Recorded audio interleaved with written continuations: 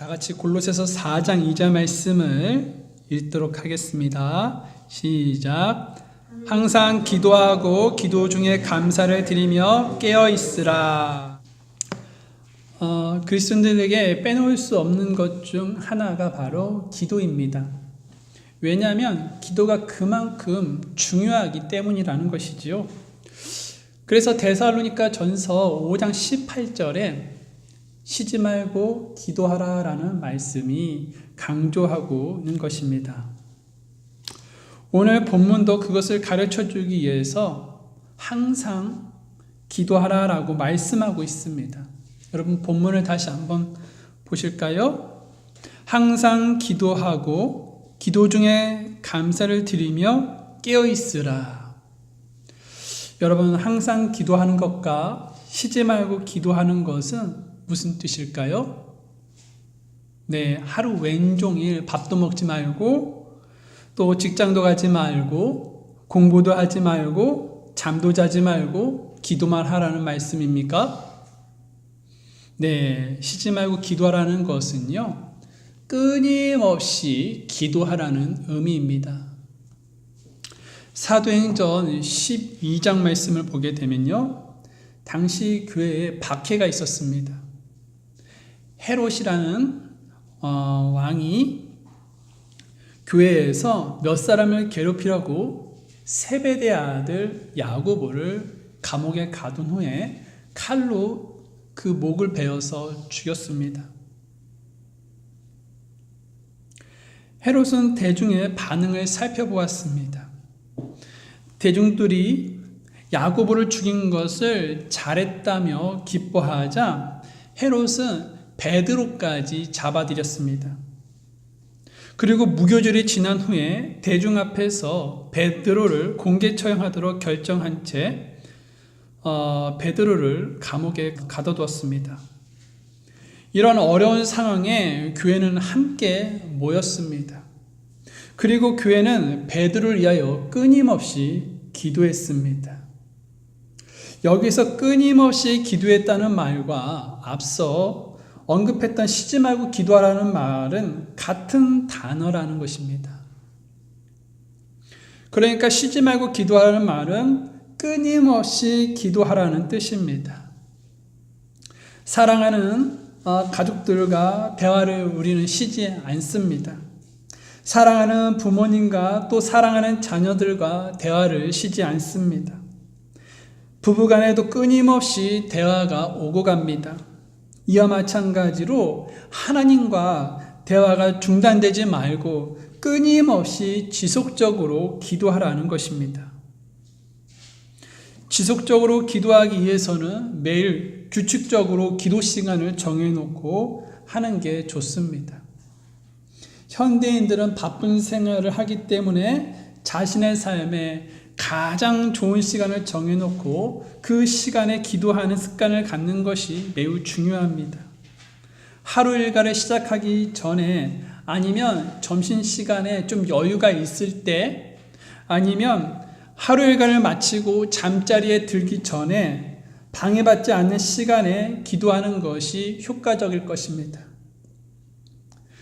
그리스도인들 중에 누구나 기도가 중요하다는 사실에 대해 부정할 사람은 아무도 없을 것입니다. 그런데 문제는 기도하지 않는 그리스도인들이 많다는 것입니다.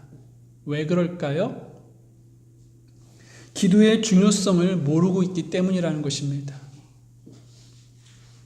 기도의 중요성을 모르기 때문에 지속적으로 기도하기가 쉽지 않다는 것입니다. 그런데 만약 죽을 병에 걸린 사람이 운동을 하여 건강하게 된다는 사실을 알게 된다면, 그 중요성을 깨닫게 된다면 운동을 지속적으로 하게 될 것입니다. 또 미국으로 유학 가고 싶은 학생이 영어의 중요성을 알게 된다면 영어 공부를 쉬지 않고 계속적으로 하게 될 것입니다.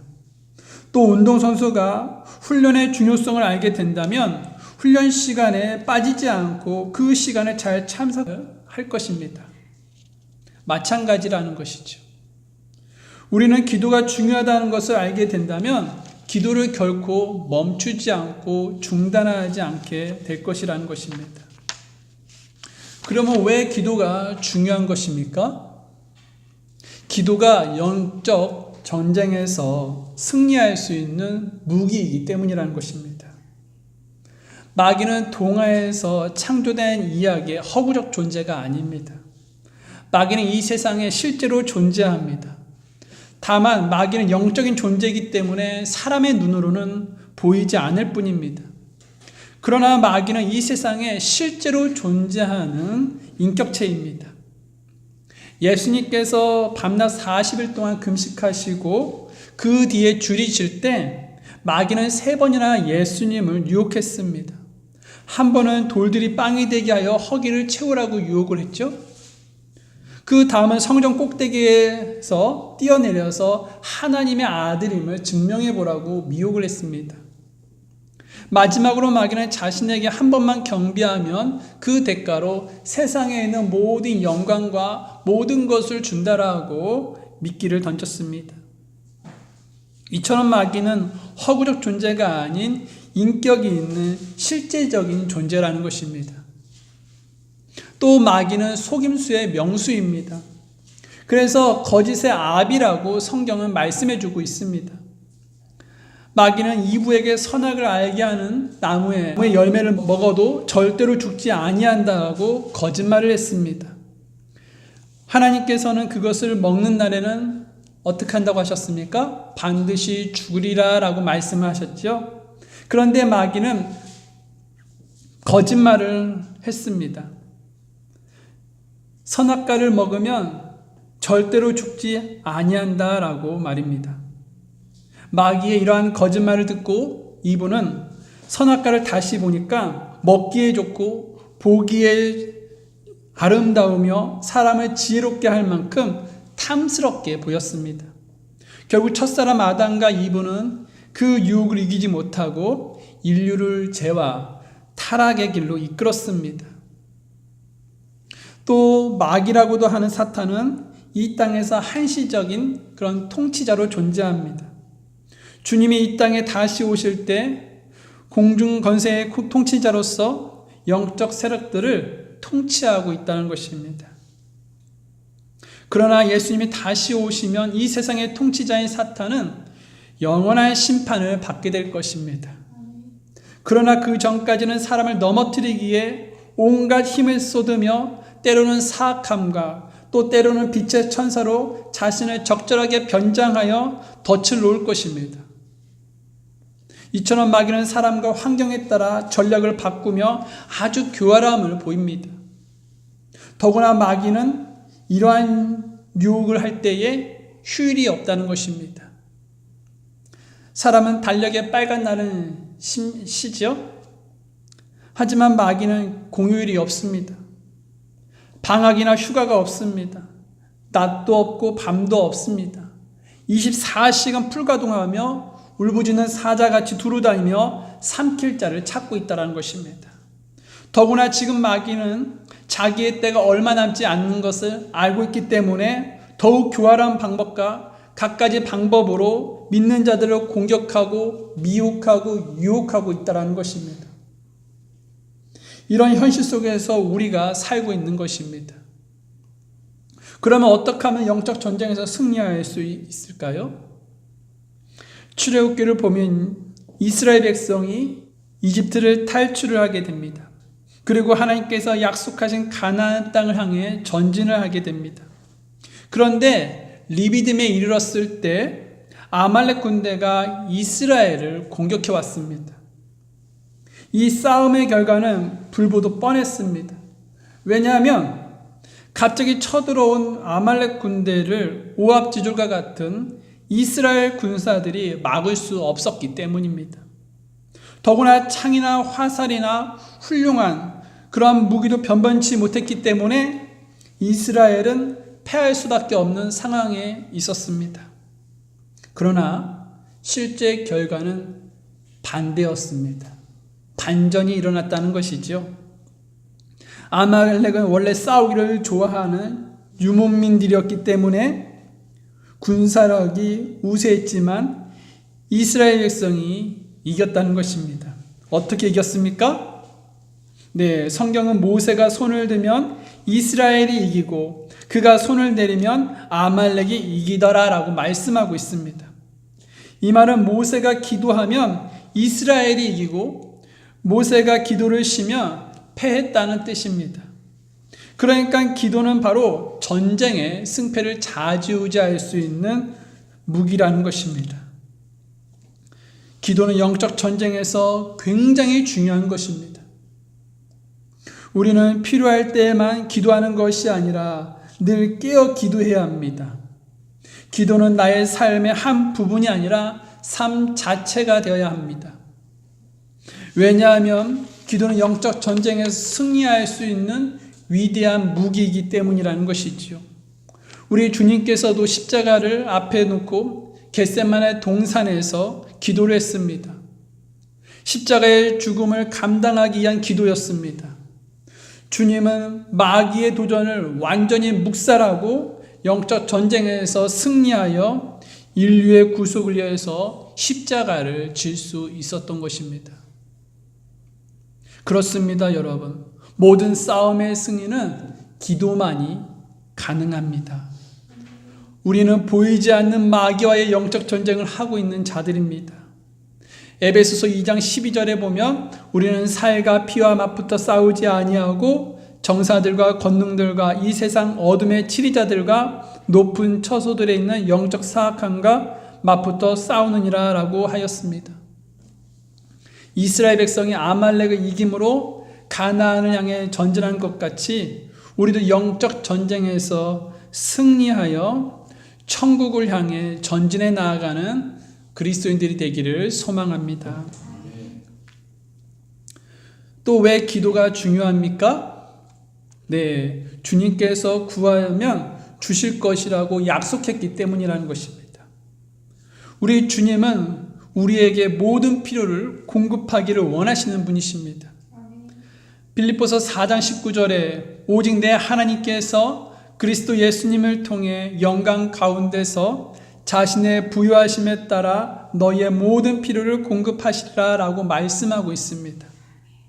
어떤 사람들은 양식이나 필요한 물질이나 병고침을 원하여 기도하는 것은 잘못된 것처럼 비판을 하기도 합니다.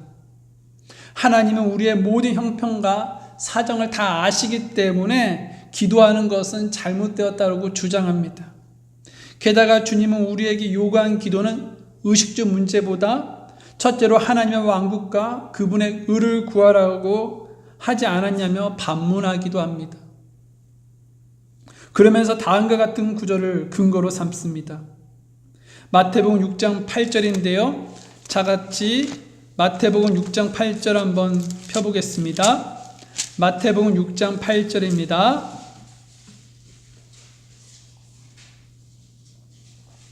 다같이 마태복음 6장 8절을 읽어보겠습니다. 시작. 그러므로 너희는 그들과 같이 되지 말라. 너희가 너희 아버지께 구하기 전에 그분께서 너희에게 필요한 것들을 아시느니라. 네, 여러분, 주님은 우리가 구하기 전에 우리에게 필요한 것들을 모두 다 아십니다.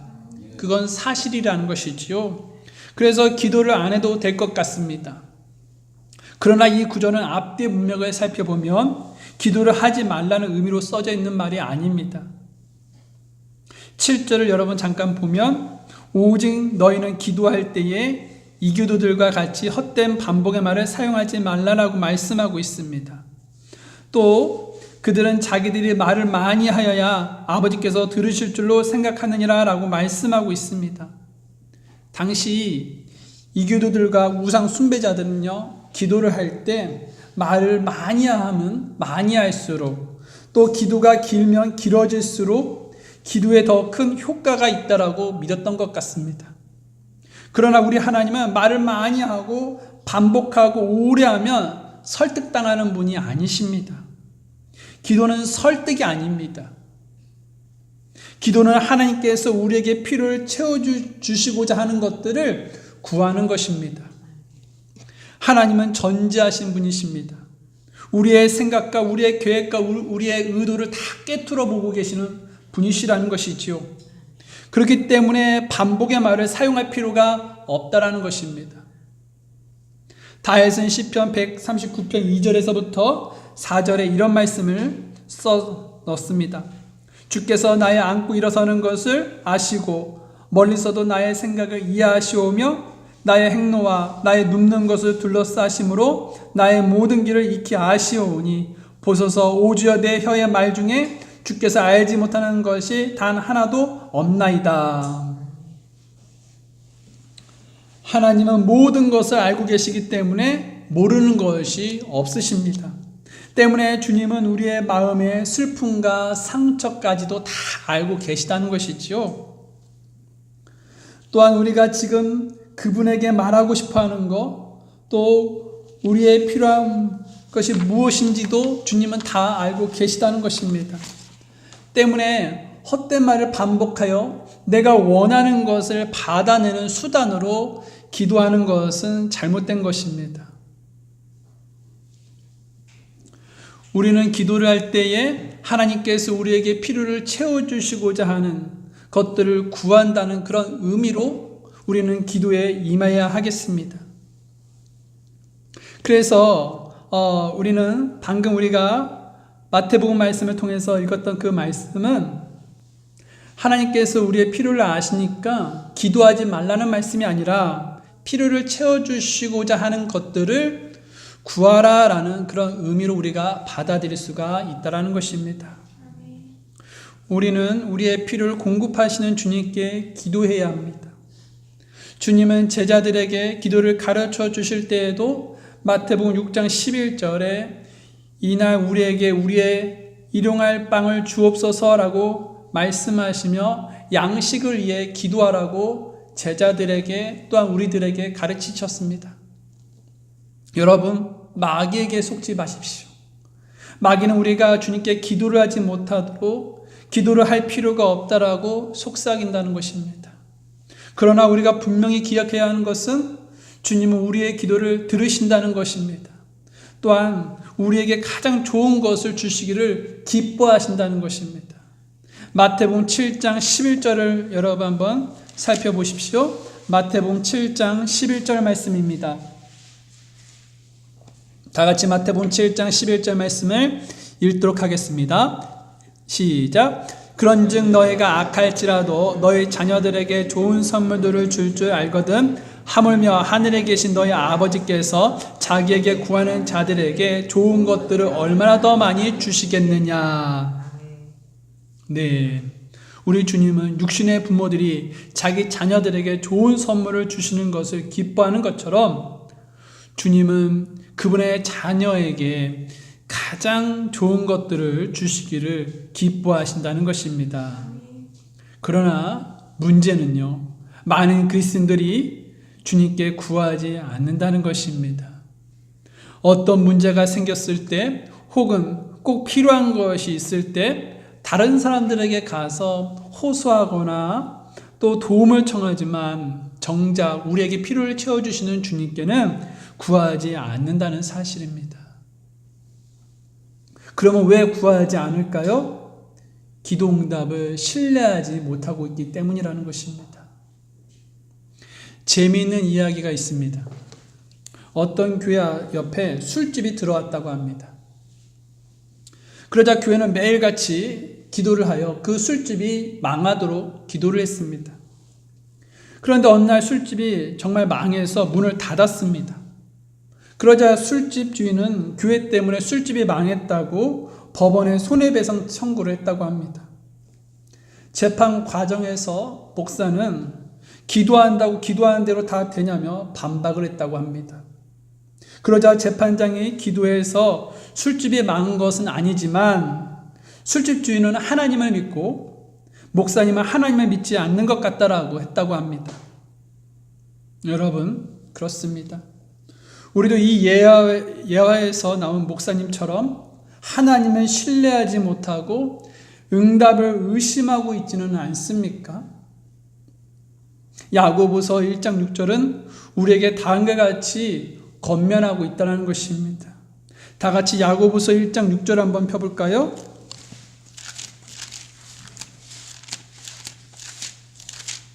야고보서 1장 6절입니다.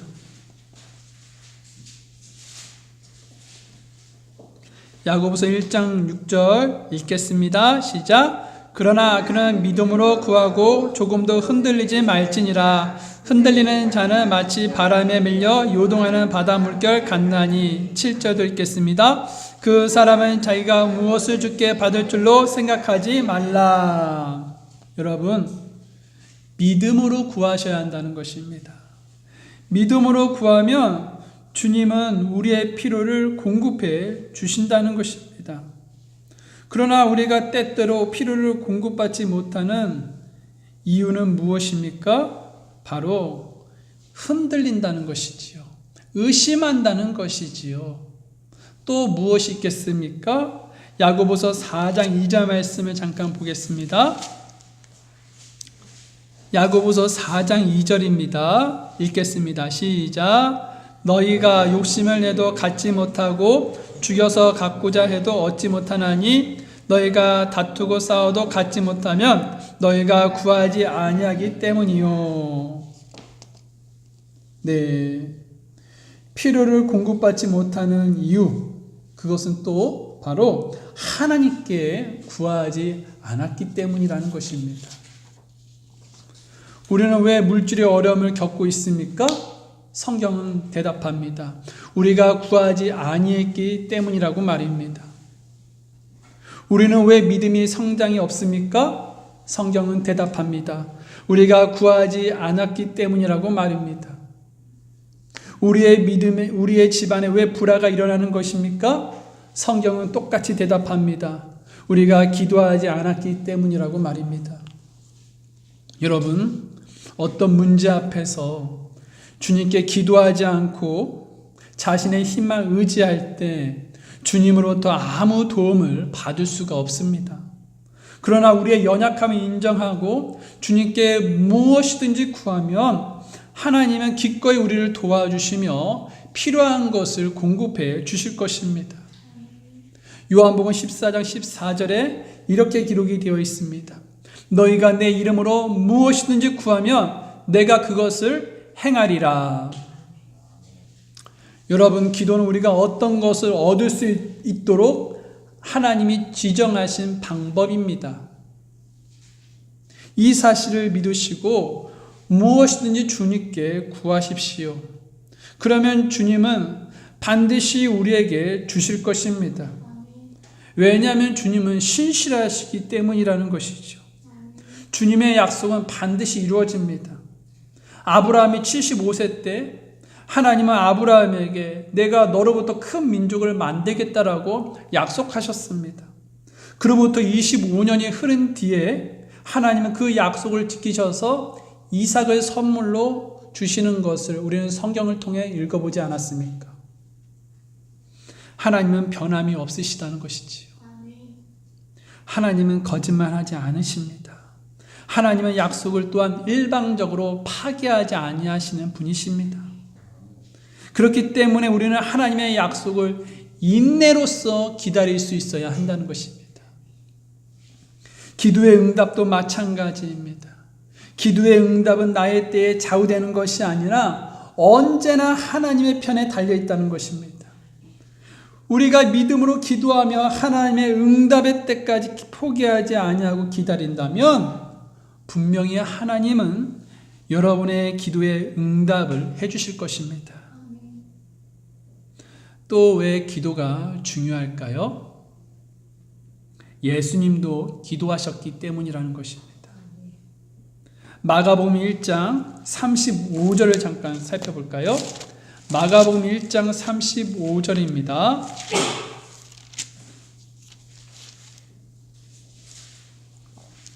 마가복음 1장 35절 다 같이 한번 읽어볼까요? 시작. 새벽에 아직 날이 밝기 훨씬 전에 그분께서 일어나 나가서 외진 곳으로 떠나 거기서 기도하시더라. 네, 예수님께서 날이 밝기 훨씬 전에 가장 먼저 하신 일이 무엇이었습니까? 기도였습니다. 사실 예수님은 전날 굉장히 육체적으로 피곤한 하루를 보내셨습니다. 그러면 전날 어떤 일이 일어났었습니까? 마가복음 1장 21절을 보겠습니다. 마가복음 1장 21절입니다. 한번 다 같이 한번 읽어볼까요? 시작. 그들이 가버나움에 들어가니라. 즉시 안식일에 그분께서 회당에 들어가 가르치심에. 네, 예수님께서 전날에 가버나움에 들어갔다라고 성경은 말씀하고 있습니다. 그 지역에 있는 회당에 들어가 무엇을 하셨냐면 설교를 하셨다는 것입니다. 그런데 갑자기 문제가 생겼습니다. 그 문제가 무엇이냐면 23절을 보십시오. 그들의 회당에 부정한 영이 들린 사람이 있었는데 그가 소리를 지르며 나사렛 예수님이여 우리를 홀로 두소서. 우리가 당신과 무슨 상관이 있나이까? 우리를 멸하러 오셨나이까? 나는 당신이 누구인 줄 아노니 하나님의 거룩하시니이다 하매. 이렇게 외치면서 소리 지르면서 예수님의 그 설교 시간을 방해했던 것입니다. 그래서 예수님이 그를 꾸짖으면서 내쫓았습니다. 25절을 보시면 예수님께서 그를 꾸짖어 이르시되 잠잠하고 그에게 나오라 하시니 26절 그 부정한 영이 그 사람을 쥐어뜯고 큰 소리를 지르며 그에게 나오므로. 네. 자, 이 일이 있은 후 이제 예수님은 회당에서 나와서 시몬 베드로의 집으로 향했습니다. 29절을 여러분 보시면 그들이 회당에서 나와 곧바로 야고보와 요한과 함께 시몬과 안드레의 집에 들어갔는데, 네. 예수님도 100% 사람이셨죠? 그렇기 때문에 회당에서 가르치시고 마귀를 쫓아내었던 사역으로 말미암아 예수님은 힘들고 지치셨을 것입니다. 저도 주일 오전과 오후 예배를 이렇게 인도하다 보면 집에 들어가서 녹초가 되어 침대 속으로 기어 들어갈 때가 자주 있습니다. 예수님도 마찬가지로 회당에서 설교와 마귀를 쫓아낸 그런 사역을 했기 때문에 피곤하셔서 쉬고 싶어서 아마도 시몬 베드로의 집에 가지 않았을까라고 생각됩니다. 그런데 베드로의 장모님이 열병으로 앓아 누워 있었습니다. 30절 여러분 보십시오. 시몬의 아내의 어머니가 열병으로 누워 있으므로 그들이 곧 그녀에 관하여 그분께 아뢰매. 네. 31절도요. 그분께서 가셔서 그녀의 손을 잡아 그녀를 일으키시니 즉시 열병이 그녀에게서 떠나고 그녀가 그들을 섬기더라. 예수님은 쉬고 싶었지만 예수님은 조금도 쉬지 못하고 베드로의 장로의 병을 고쳐주셨습니다. 이런 사역을 하시다 보니 어느덧 날이 저물어 해가 질 때가 되었습니다. 이제 정말 예수님은 휴식을 취하고 싶으셨을 것입니다. 그런데 예수님의 행하신 사역을 삽시간에 그 도시들에 퍼지기 시작해서 많은 사람들이 예수님의 그런 병고침을 듣게 되고 알게 되었습니다. 예수님의 행하신 사역들을 들은 그 도시의 병자들은 하나둘씩 베드로의 집으로 모이기 시작했습니다. 얼마나 많이 모였는지 34절에 보면 예수님께서 갖가지 질병으로 앓는 많은 자들과 마귀들이 들린 많은 자들을 고쳐주셨다고 기록하고 있다는 것입니다. 예수님은 날이 저물어 해가 질 때도 사역을 멈추지 않고 별의별 환자들을 손수 한 명 한 명 다 고쳐주시며 쉴 틈 없이 바쁘게 하루를 보내셨습니다. 아마도 예수님은 바쁜 하루의 사역 때문에 진이 빠져 있었을 것 같습니다. 그런데 그러한 상황에도 예수님께서 중단하지 않았던 것이 있었습니다. 그것이 무엇입니까? 바로 기도라는 것입니다. 만약 우리가 예수님처럼 하루의 스케줄이 빡빡한 일정이었다면 그 다음날은 반드시 쉬었을 것입니다. 잠을 자기 전에 휴대폰에 그동안 맞춰놓았던 알람을 모두 다가 꺼놓고 오늘 너무 많은 일을 했어 라고 자신을 합리화시키면서 늦잠을 잤을 것입니다. 그런데 예수님은 그러하지 않았습니다. 예수님은 날이 밝기 훨씬 전에 일어나셔서 기도하셨다는 것입니다. 기도가 그만큼 중요했기에 예수님은 전날에 굉장히 힘든 그런 피곤한 일을 했으면서도 불구하고 그 다음날 아침 일찍 일어나 하나님 아버지께 기도했다는 것입니다. 여러분, 예수님은 기도를 인생과 사역의 모든 우선순위에 두셨습니다. 그래서 공생의 사역을 시작하실 때에도 금식으로 기도하셨고, 주님은 십자가를 지시기 전에도 겟세마네 동산에 땀이 큰 핏방울같이 되도록 기도하셨다는 것입니다. 십자가에 매달려 계실 때도 기도하시면서 예수님은 죽음을 맞이하셨죠. 사복음서에 보면요, 주님은 약 25번이나 기도의 횟수가 등장한다고 합니다. 이를 통해 보건대 분명 예수님은 이 땅에 계실 때에 기도에 많은 시간과 힘을 쏟았던 것을 알 수가 있다는 것입니다. 예수님은 십자가의 사역을 통해 구원을 이루신 후 지금은 하나님의 오른편에 앉아 계십니다. 그러면 그곳에서 예수님은 쉬고만 계실까요? 그렇지 않습니다. 주님은 부활 승천하신 후에도 지금도 계속 기도하고 계십니다. 로마서 8장 34절을 보겠습니다.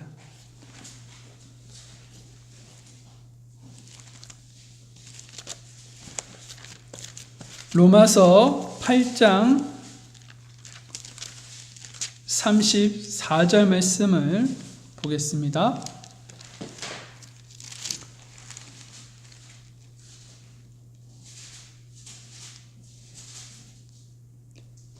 자, 다 같이 읽겠습니다. 시작. 누가 정죄하려? 죽으신 분은 그리스도시요 참으로 다시 일어나신 분도 그리스도시니 그분께서는 바로 하나님의 오른편에 계시며 또한 우리를 위해 중보하시느니라. 아멘.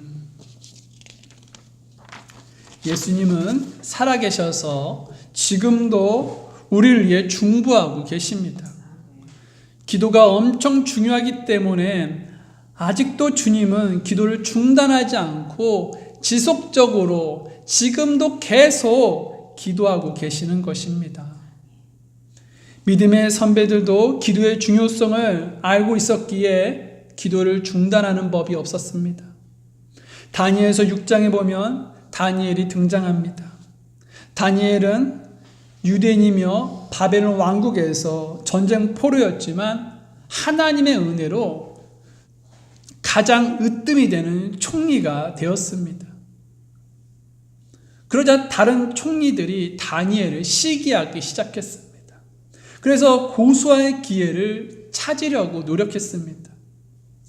하지만 어떤 기회나 허물도 찾지 못하자 누명을 씌워서 죽이기로 합의했습니다. 그 누명을 씌우는 작전은 이렇습니다.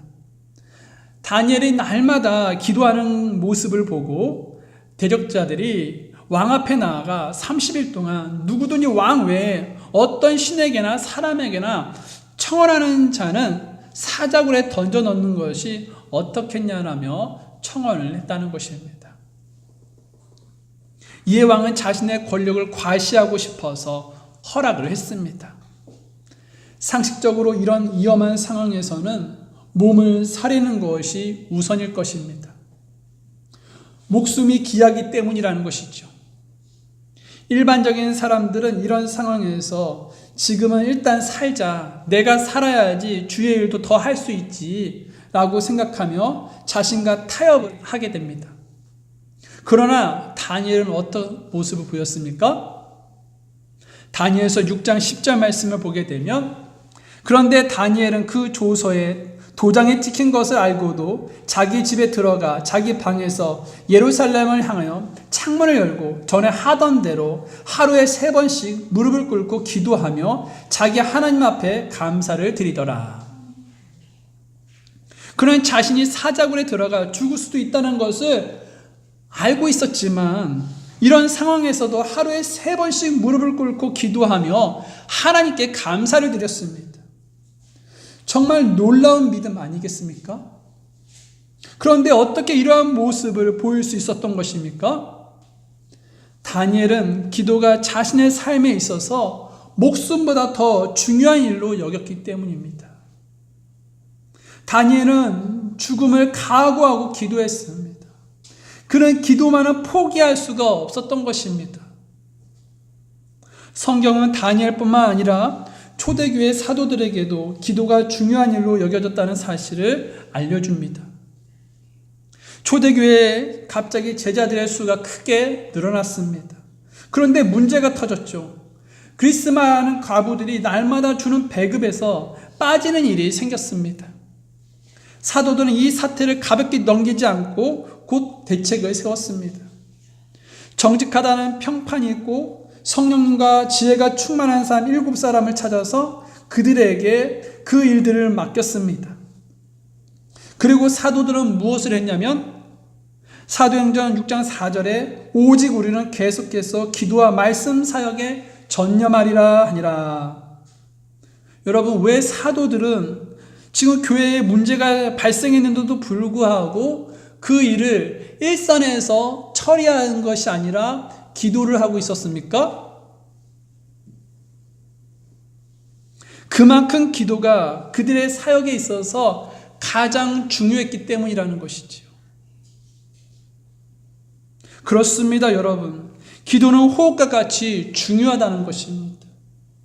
기도는 포기할 수가 없는 것입니다. 그래서 예수님도 기도하셨고 지금도 계속적으로 우리를 위해서 중보하고 계시는 것입니다. 또 믿음의 선배들도 기도했던 것입니다. 그렇다면 우리들도 기도해야 되지 않겠습니까? 그동안 기도의 중요성을 잊은 채 기도를 중단하고 있었다면 오늘 이 시간 다시 한번 기도의 중요성을 되새기면서 기도의 용사가 될 수 있기를 바랍니다. 우리 모두 자리에서 일어나겠습니다.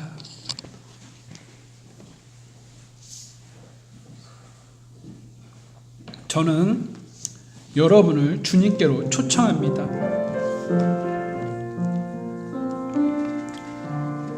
오늘 우리는 기도의 중요성에 대해 말씀을 들었습니다. 왜 기도를 해야 합니까? 기도는 영적 전쟁에서 승리할 수 있는 무기이기 때문입니다. 기도하지 않으면 마귀의 함정에 빠질 확률이 높습니다. 그러나 기도하면 마귀를 제압할 수 있습니다. 마귀에게 승리할 수 있습니다. 또 왜 기도해야 합니까? 주님께서 구하면 주실 것이라고 약속하셨기 때문입니다. 우리 하나님은 필요를 공급하시는 분이십니다. 여러분, 우리는 구하면 받는 것입니다. 찾으면 찾게 될 것이고요. 두드리면 열리게 될 것입니다. 그것은 하나님의 약속이라는 것입니다. 그러나 우리가 지금 우리의 필요를 받지 못하는 것은 우리가 구하지 않았을 뿐입니다.